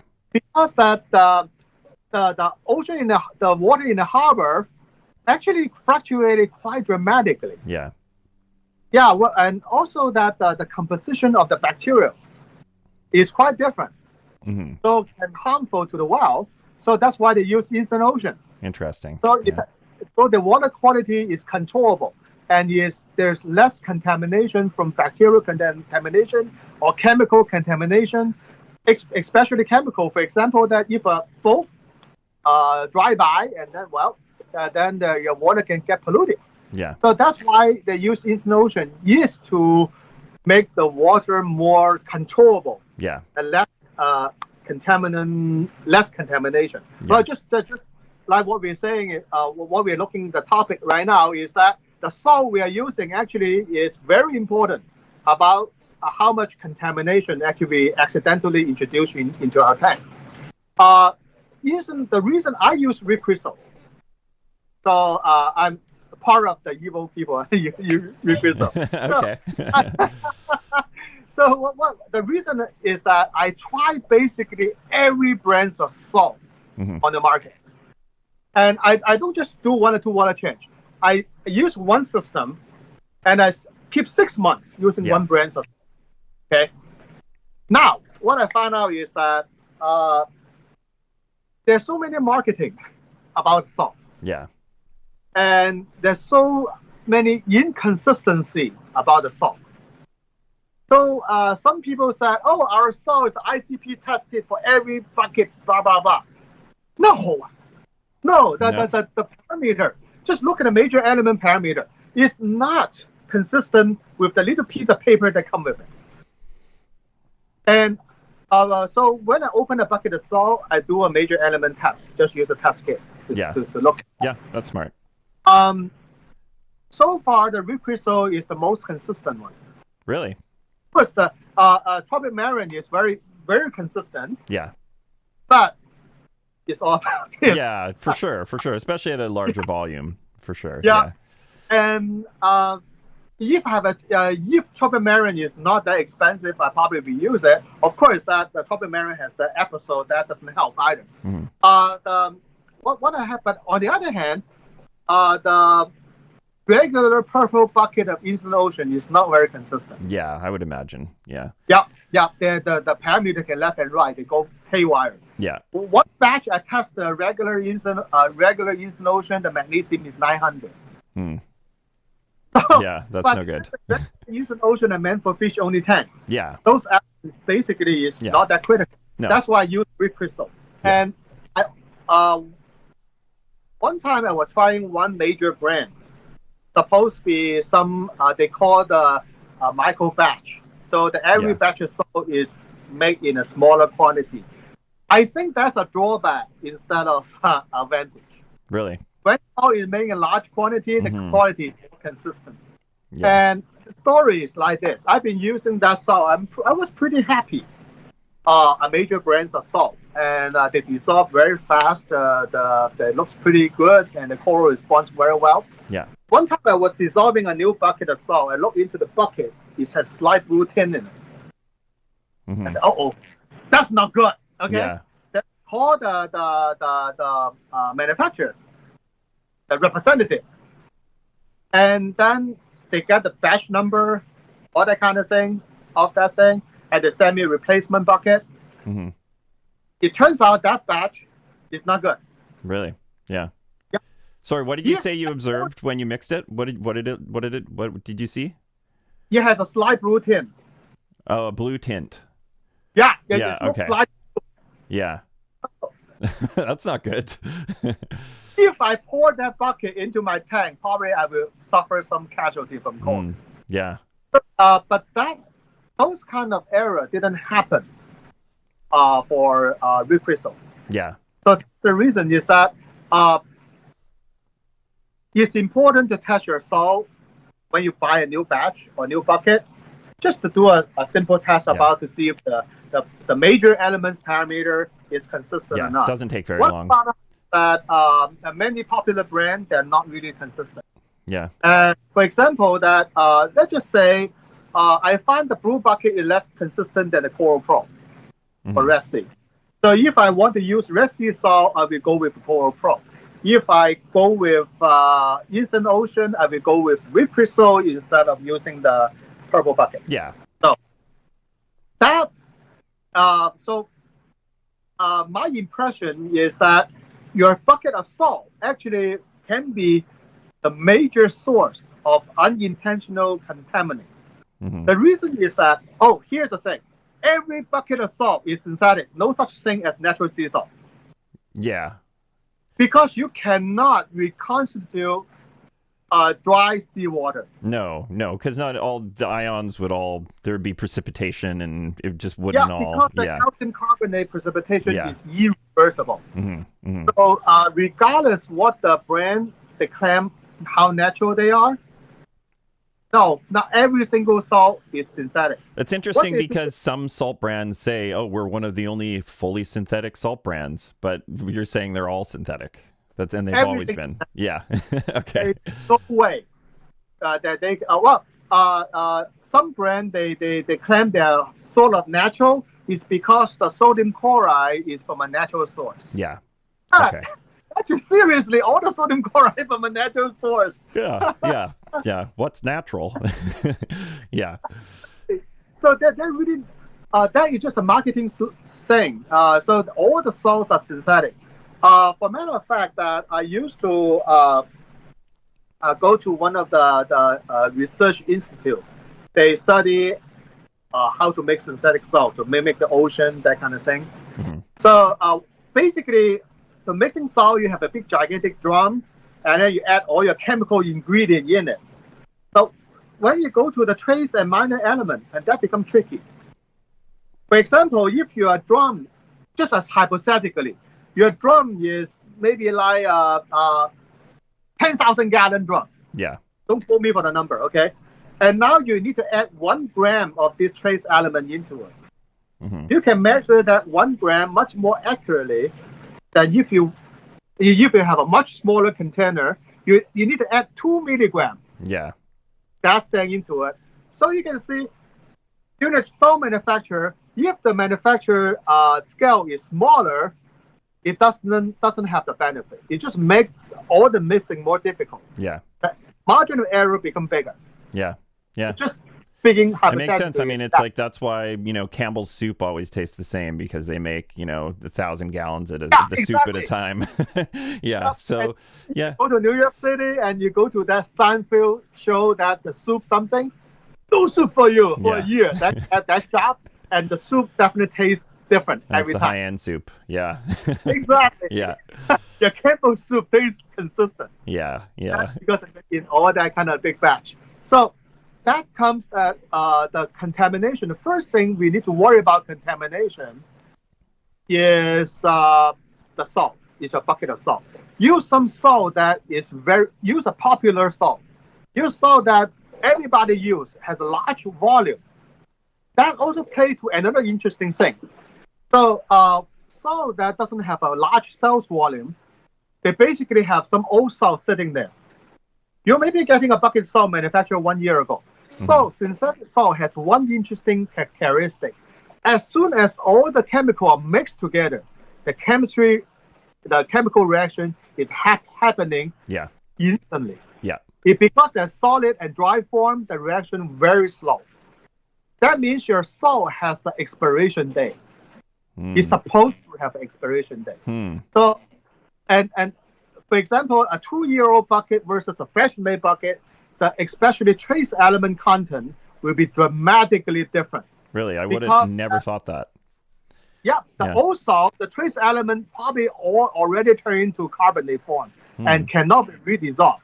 But they're in such a small amount, so your water still looks pretty clear. Mm-hmm. So getting one salt that is very popular, like Eastern Ocean, like Reef, they sells a lot of them. Yeah. So that when I don't even buy salt from wholesaler. I'm not buying a whole pallet of it because I cannot consume that much. Yeah. I buy from Amazon, Chewy, all that kind of thing. Every time I need one, I order a bucket. They deliver. That's why the UPS and FedEx driver hates me guts. Yeah, he's in better shape though. Give him a little workout. One time, FedEx driver just smashed the whole bucket of salt on my driveway. Captured by my security camera. And well, of course, I called Chewy and said, "Hey, this is what happened." And Chewy sent out another bucket. Yeah. That guy carried another bucket. Now this time to carefully put it on top of my porch. Jeez. Now, when you order a salt, like one thing I like about the Eastern Ocean, it has a batch number sticker on the lid. Mm-hmm. Basically, it's a manufacture date. Okay. You can tell when that thing is made. So I can see that, well, this is made maybe like July 2004. When I order from Chewy or Amazon, well, the salt they ship to me are pretty fresh. You can see has a very late manufacture date. If I order from Petco, one time I get the Petco, wait a minute, 2022? When I'm ordering 2024? Yeah. Okay. Well, that's something to consider for sure. I mean, I've always thought, because I'll try to buy salt more in bulk, so I'll get a pallet or a half pallet or something. And then I'll use that over a year or two, maybe even longer. I never really thought that anything would change. I was like, they're dry compounds. Like, why would there be any reaction happening? So maybe that's a thing to consider is, looking at that manufacture date on your salt and, Oh, yeah. Yeah. Absolutely. Okay. And some of the salt, actually, they dissolve faster because they don't have anti-caking reagent in it. Yeah. That means that those salts shelf life actually much shorter. Okay. One real life example: when certain overseas salt in purple color, that kind of thing. Okay, when they get into the market and the salt dissolves really fast, I love it. Yeah, it's very good. I bought a bunch of that. And after 3 months only, and they start to solidify inside the bucket. Oh, okay. In a bucket. Yeah, so the anti-caking agents are important, and that may be something, because this is a question that's been lingering in the back of my mind here, is when you see accumulation of these deposits in your mixing barrel for where you make your new freshwater or your new saltwater up, what are these compounds that are precipitating on the side or whatever? Because I've always, kind of worried about it. I've been like, oh, this is like a rusty color, sort of calcium carbonate covering that'll be on the side of your bucket, and people think that it's, oh, my salt's dirty. It's dirty salt. But is this something we should be worried about? No. The reason for that, for example, that Eastern Ocean is known to use quite a bit of anti-caking reagent because that they're for large production. So they have a probably longer storage life before they get used. So the anti-caking reagent is very fine powder. So they tend to coat the barrel of your mixing barrel. They tend to coat it. Yeah. But now the brown stuff is actually not coming from the salt. The brown stuff is bacteria growing on the anti-caking reagent. Okay. So now here's the thing. Your tap water come out and you have chloramine or chlorine or whatever that suppress the bacterial growth, right? Yeah. Either using the dechlorinator or RODI carbon cartridge, and you filter out the water. Now all these chemicals that deter bacterial growth are gone.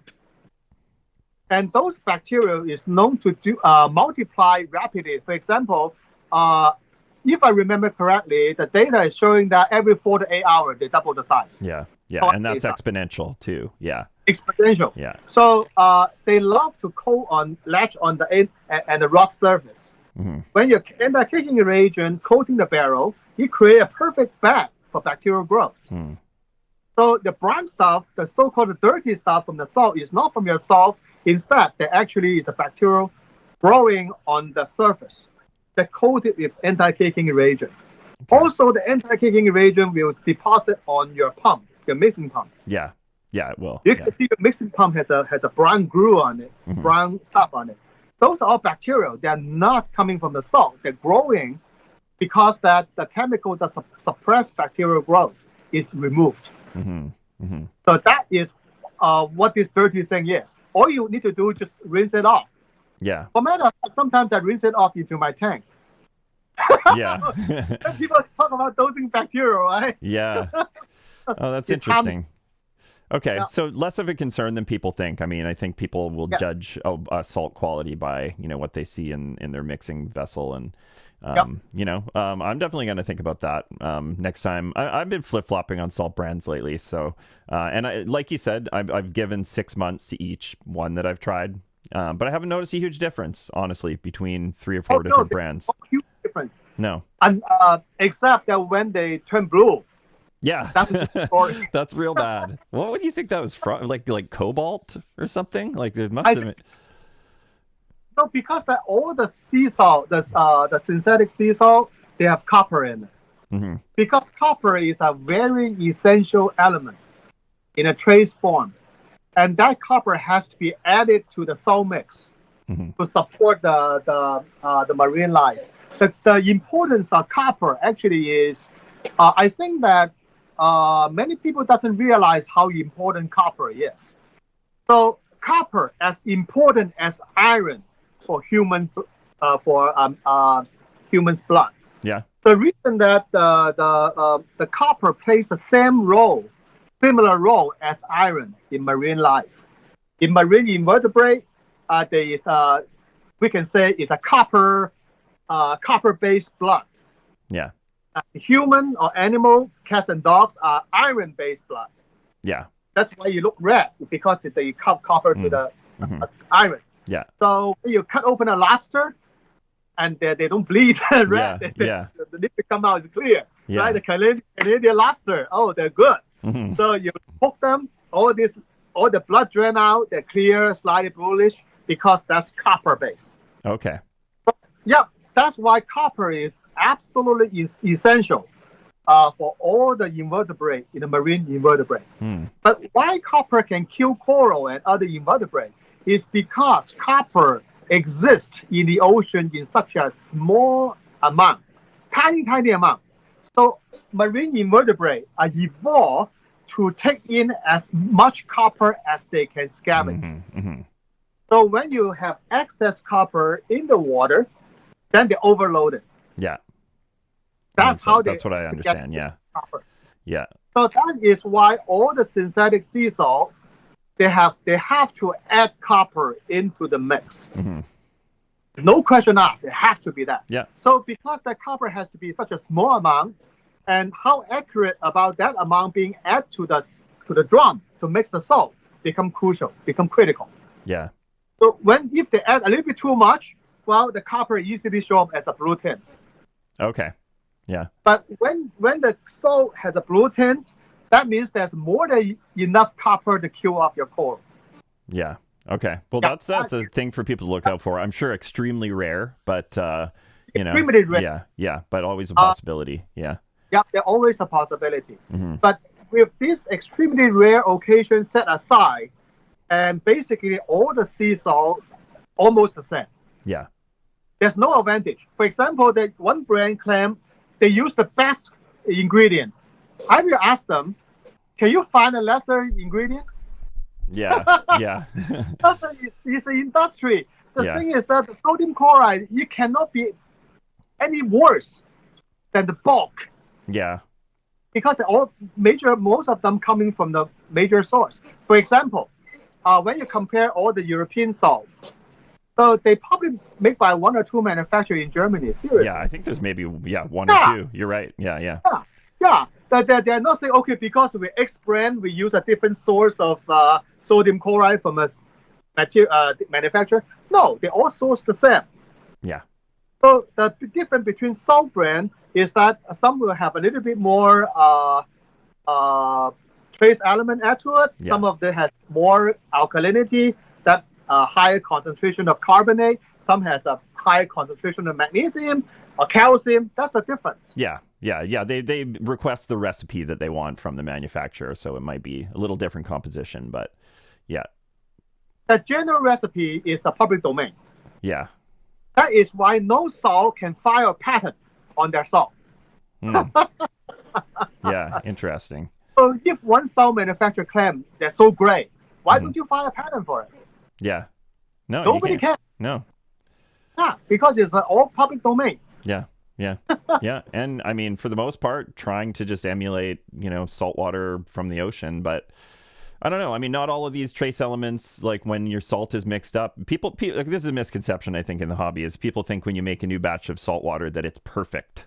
It's exactly where everything is in line with where it should be in terms of those minor and trace elements. But that's not true, is it? Not true at all. For matter of fact, that there is I have a paper published by one of the salt manufacturers. They actually did all the research of all the brands that they can at the time the study. They analyze them and look at them, and it's more like academic research. So, fun fact number one: all the synthetic sea salt has much less trace element than natural seawater. Yeah. So basically, many of the sea salt, they probably they have 5 to 10 trace elements. That's it, compared to natural seawater. And there's by the time of that research was published, guess which salt has the least trace element in it? I would think Instant Ocean. No. Tropic. Really? Yeah, Tropic Marine? Yeah, Tropic Marine, and right next to it is Instant Ocean. Huh. But the other manufacturer is not that much more trace element at all. Yeah. All of them have the essential one that has been proven to be essential. Yeah. And then also Tropic Marine also has its A and K elements that's meant to be used with their system. So yeah. Tropic Marine is a good salt. So the Turkey factory thing is a fluke. So whatever that thing is, shouldn't deter any people to use their salt. No, I think we're far past that. Yeah. So the which brand of salt to use, I think the biggest criteria is that how accessible they are. Mm-hmm. Because that switching salt is not really a good thing, in my opinion. Yeah. The reason for that is that each salt manufacturer, the chemistry is slightly different. How the element was put in there. Because that what they really care about is that after the salt is mixed, then all the chemical reaction happen and what the end result is. Yeah. How did chemical reaction happen? They were slightly different from each manufacturer. Because I thought about that before when I've had the end of a bucket of one brand of salt and I've been switching, and I was like, should I mix them? And I think you're right. It's like, because the chemistry is supposed to happen when that water is mixed in a very specific way. Yes. The major chemistry happens. Yeah. Of course, that when it's still dry and you're slowly happening, but you're very, very slow. Then the question is about how accessible those salts are, how easily you can get a bucket. For example, if you drop a can of fish food in your tank, you need to do a large water change. How readily available that you'll be able to get that salt. Yeah. So that's one of the major things that that influenced myself, is that I can go on Amazon, order one, and it arrives next day. Yeah. There you go. Yeah, and I mean, if you're really prepared, you've got a big batch of salt water made all the time. Oh, actually, that's very true. I always have a batch of seawater readily made, stirring there in case in case I need it. Yeah. The second thing is about the price. Well, actually, it can be the very big factor. So, guess what? I look at the Europeans' data. Reef crystal actually quite expensive over there. yeah, I would imagine. Yeah. Yeah, it's about shipping. Actually, a bucket of salt, the major cost of the bucket of salt is shipping. It's the cost of shipping, especially right now that when people order online, free shipping seems to be a must. Yeah, and it's a huge cost on something that heavy. Yeah. And think about it, just like even a retailer has a big discount from UPS or FedEx, something like that, to ship a 55-pound bucket within the continental U.S., at least it costs you $25 to $35 alone. Yeah, most of the profit you might make if you're a retailer. So basically, the online retailer can very well losing money for every bucket of salt itself. Yeah. So, but that's why the shipping cost and storage costs become a major player. So instead of that, boil down to the question: is it more expensive salt or better? No, there's no relationship with that. The salt price versus its quality is not linked together. So why we pay a lot more for European salt here? Because they need to ship over. Yeah. That is the major cost of the salt, is the shipping. Yeah. So in that $75 bucket of salt, the manufacturer cost, the bucket probably costs more than what's inside. Yeah. Yeah, and it's something I consider too with that is what's your carbon footprint of your tank? You know, it's wasteful to ship these things across the world when they don't have to be. You know, it's all part of this whole consumerist thing that, is a problem in the world. So, if we can source stuff closer to home, then that's always better, obviously. Absolutely. The source that actually the carbon footprint of shipping salt is really bad. Actually, by the way, a little bit of self-advertisement here. Yeah. The electricity I use is zero carbon footprint. Oh, really? Are you on solar or something? Or? No, because our tank. They just sent out the newsletter by December. Now all the electricity in the tank we use zero carbon footprint. Oh, wow. Okay. Oh, yeah. That's kind of cool. No. Yeah. Not really. Yeah, okay, so your taxes went up? Yeah. They become more expensive. Yeah, property taxes. But the good thing is that the conscience-wise is, zero footprint carbon. And I have 100% aquaculture coral too. Yeah. I don't get wild stuff, so basically is that very green in here. Yeah, and you don't do a ton of shipping, right? You're mostly local pickup customers. Yeah, so mostly in. Yeah, nice. Well, I think people like you are important, especially as a source of information, but source of corals locally too. So, yeah. I do have a few more notes here. Maybe, I don't know if we want to maybe call it here because we're almost at 2 hours and then we can do another one. It's probably the way to do this, hey? Yeah. We covered a lot of stuff today, so yeah, well let's this has been super fun. So let's get on another one soon. I just had a couple other things in this inputs list, but it's I don't know. I feel like if we might get all sidetracked again. It might be another hour. So let's call it for today and yeah. But this is really enjoyable. Great talking to you. You're a great speaker and awesome source of information. So cheers. Okay, well, enjoy. It's Super Bowl Sunday today, so if you're watching the Super Bowl, then enjoy your afternoon. But I enjoy the food. Yeah. Oh, yeah, that's a good part of it. Let's have some hamburgers and burritos, like you talked about. Let's catch them. Yeah. Okay, Dong. Well, thanks so much. Let's touch base soon, and we'll do part 2. Absolutely. Looking forward to it. Yeah. Okay. Have a good day. Thanks a lot. You too. Okay. Bye-bye. Hey. Bye. Thanks for joining us for another episode of Beyond the Reef with Dong Zhao from AcroGarden. You can check out his website at acrogarden.com. I'm sure he'd love to hear from you if you have a question or anything to discuss from this episode. Stay tuned for part 2. Should be out in 2 weeks from the release of this episode.